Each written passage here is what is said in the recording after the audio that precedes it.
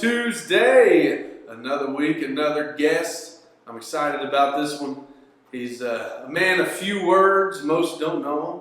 So hopefully you get into his life a little more throughout this interview.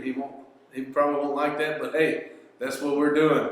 So my guest today is not only my brother-in-law, but he's one of the ushers, and he heads up the lawn stuff and takes care of the other parts of the church. He's my brother-in-law, married to my oldest sister, so that means he's an angel.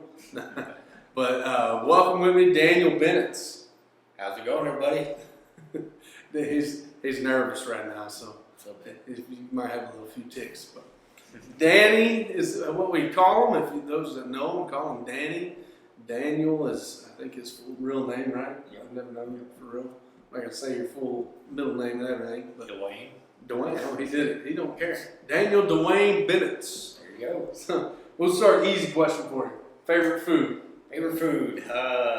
Probably whatever's in my hand at the time. That is I really love home cooked meals. home cooked meals. It doesn't matter what. No? What's the worst meal you've had from your wife? For my wife? Yeah. I don't know. She's actually a really good cook. So the worst meal I've ever had, probably meatloaf. Meatloaf. Can't do meatloaf. You're not gonna say who cooked it?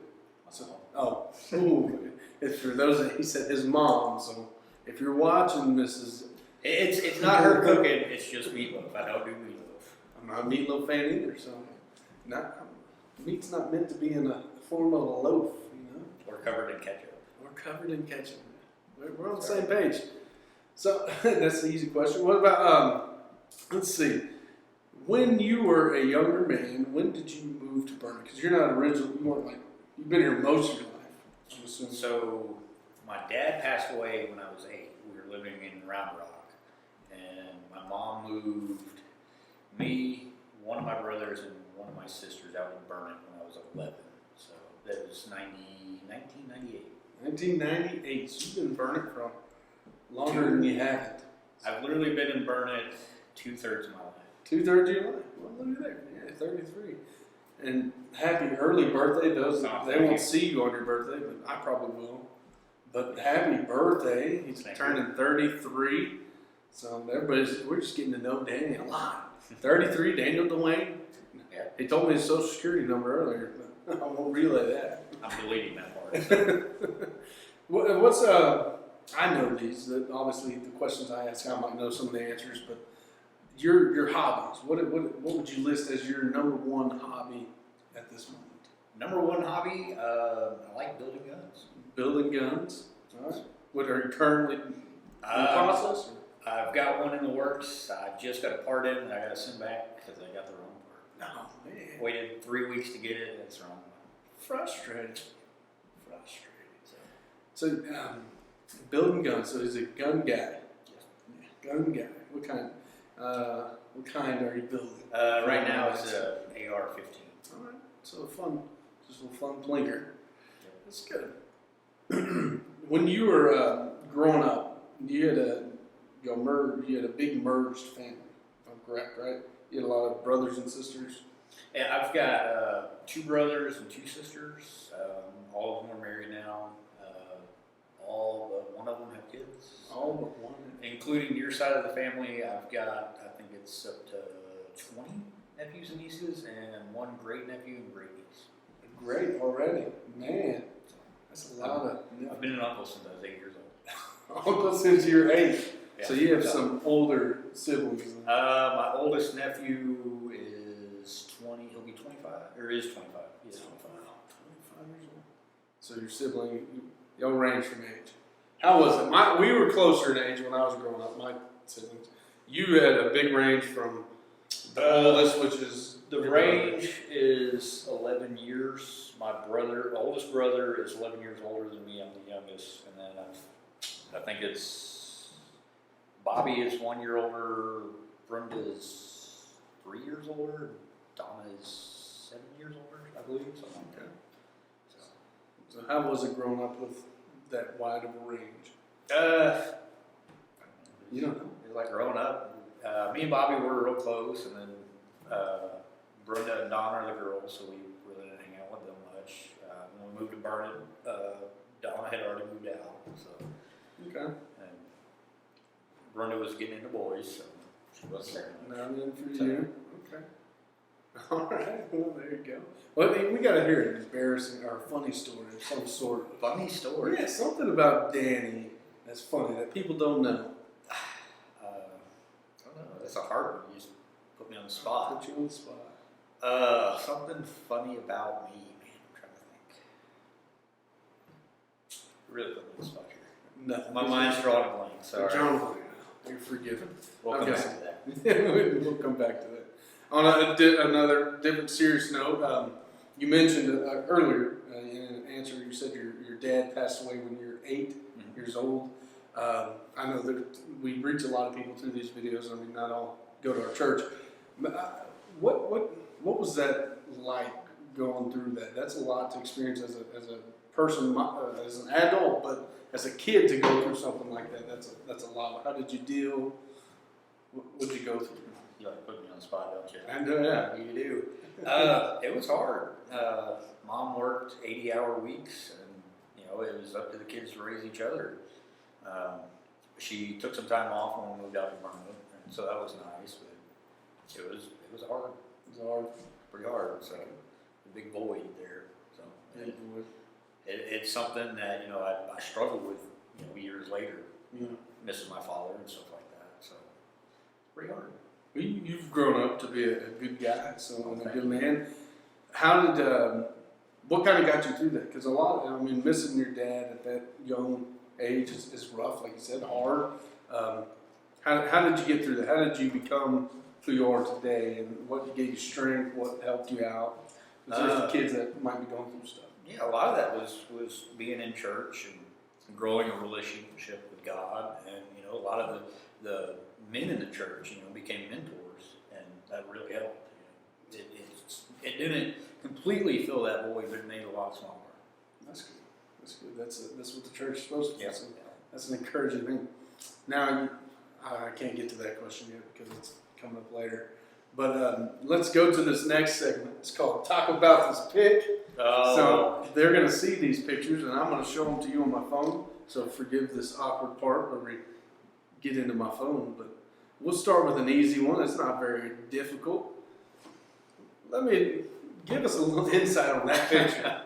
That was actually our honeymoon, mine and Jessica's honeymoon.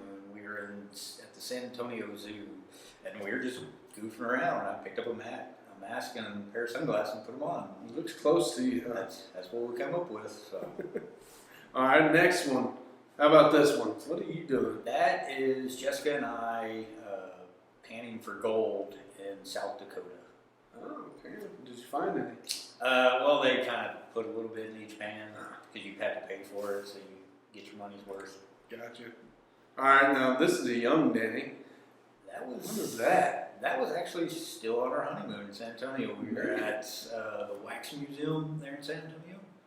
Okay. And it's a wax figurine of The Undertaker. A young hairless Danny. So I'll do one more. And this is actually when I first met you. This is the first time I met you. So what is there? That is me and Jessica on one of our first dates at Braden's basketball game. That's right. I can take credit. Their date at my basketball game. I don't know if we won or not, but look how young you are there, man. Yeah. I was, oh God knows when. I was 19 or maybe 20. Oh man, that's a long time ago. So you've been married for Going on 9 years. 9 years, okay. Awesome, man. Well, those are some good pictures. I had some better ones. I was like, yeah. I don't want to embarrass them too much. No, you're pretty clean on Facebook, so I didn't find too much. Excuse me. So you've been married 9 years, and as marrying into someone that is, let's see how I'm going to phrase that. When you married into such a large, tight-knit family as ours is, what's that been like? It was different. My family was kind of, they weren't as tight. They weren't as talkative, that's for sure. Yeah, I mean, it's a lot different. Yeah. It's fun. It's fun. One of the first probably family things, big family things you went to. I mean, I'm probably positive my Uncle Jerry said something or made fun of you. I don't remember what it was for. That was Jerry's nature, so I'm sure Every time. I mean, he did the best. Nobody was safe from Jerry. No. So you had to grow thick skin. Yep. Being around us, but that's good. 9 years married, and now you have two kids. Two kids, a boy and a girl. Boy and a girl. We have a 15-month-old and a 5-month-old. 15-month-old and 5-month-old, both born in the same year. Yep. I know, that's crazy. And, Irish twins. Irish twins. Are you Irish? I'm Let's put that to the rest. Everybody's wondering, nickname Danny Leprechaun. Are you Irish? I don't believe so. Not Irish. All right, there you go. He's not Irish. So those two kids born in the same year, that's a lot. I've got a lot of kids. I mean, Going on number 5. Going on number 5. Going on number 5, but I've never been in the place that you were. Now this is for those parents out there. So I guess I can either explain it a little bit or you can. But so the first Catherine, the girl, she was born premature. She was born 8 weeks early. 8 weeks early. And then the next one, Bentley, he was born 3 months? 15 weeks. 15 weeks, so almost 4 months. Yep. So that's insane. As a parent, and especially as like your first kid, what is it like being a preemie parent? It's stressful because especially when the child is first born, you're in the hospital, the doctor's telling you, well, this is a possibility, that's a possibility. You got to understand this, you got to know that. It's just a whole lot to go on. But, it's something that God put it in my heart years ago, and you can ask Jessica this. That, we've struggled having kids. We've had, I think, 6 miscarriages, and I just knew it in my heart that we're going to have kids.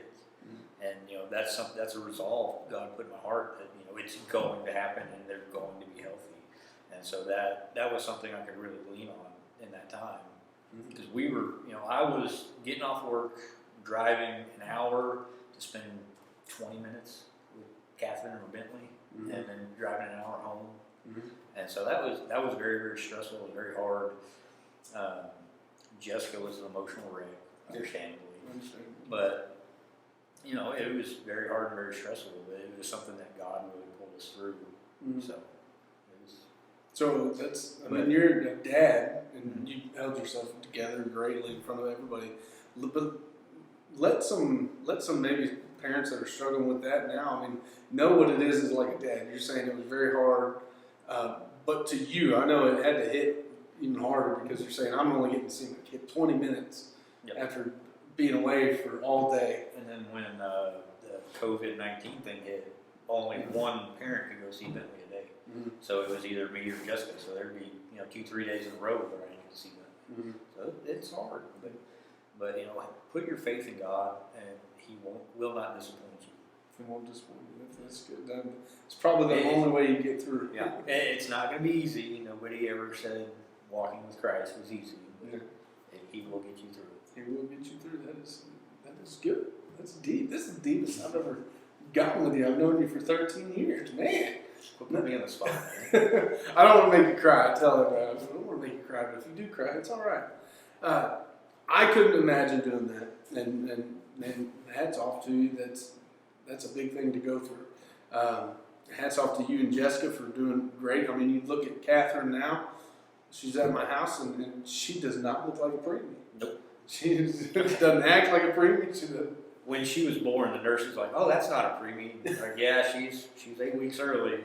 So she was born. She was 5-something pounds, right? Yeah, 5, I think. So 5 pounds, 5 ounces. So y'all got a test run. I know it was stressful and freaked out with Catherine, and then Bentley 15 weeks early, and he was 1 pound 12 ounces, I think. Something like that. So that's a whole new area.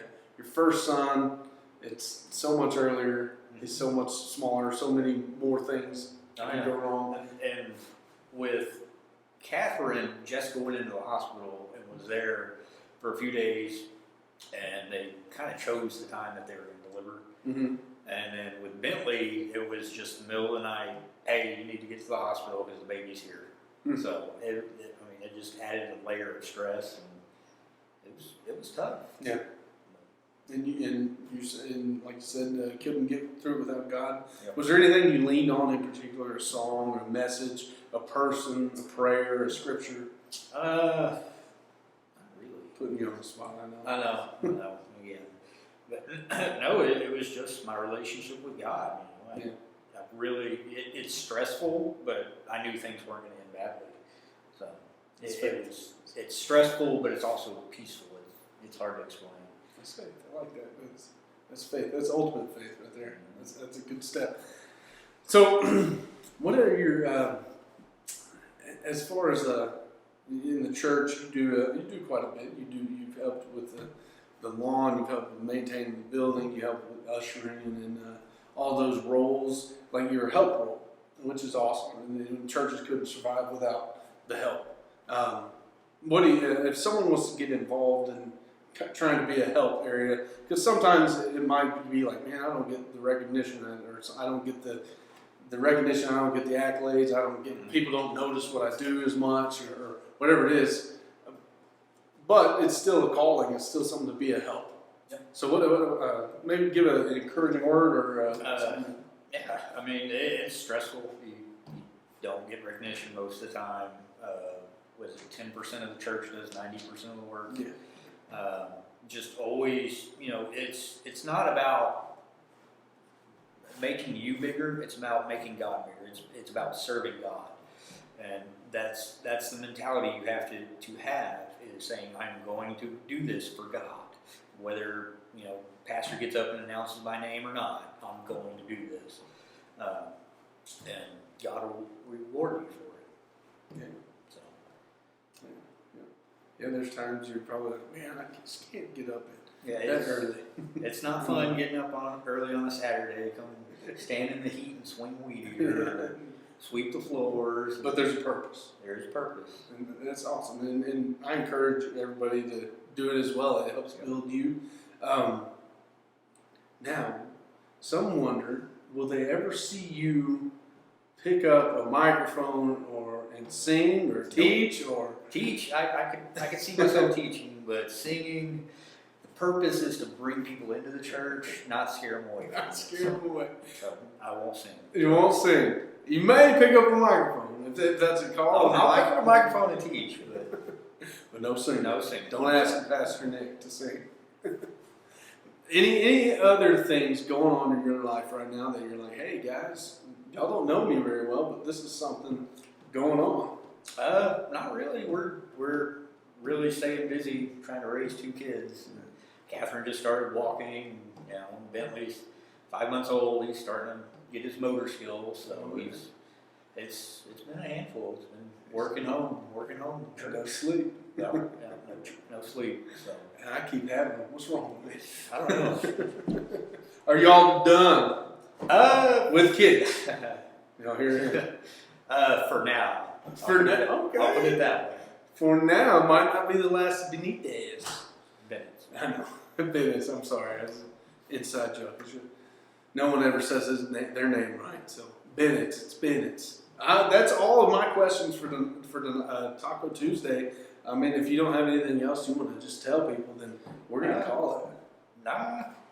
If you're looking to serve in the church, come talk to me or Pastor Braden, Pastor Nick, Pastor East. We will get you somewhere to get plugged in. It's not going to be a glorious job, but it'll be serving God, so you will be rewarded for it. Man, I like that plug. That was good. And I didn't get the chance to cook the tacos tonight, so I was like, let's pick up Taco Bell. And he said, I ain't eating in front of camera. No, some people won't do it, some people will. So that's all we have. This Danny Benitz, for those, everybody knows him now, so Danny Benitz. If you have other questions, always feel free to come up to him. He loves hugs. Come give him a big hug when this coronavirus is done. Anyway, that's it for Taco Tuesday. We'll see you next time. God bless.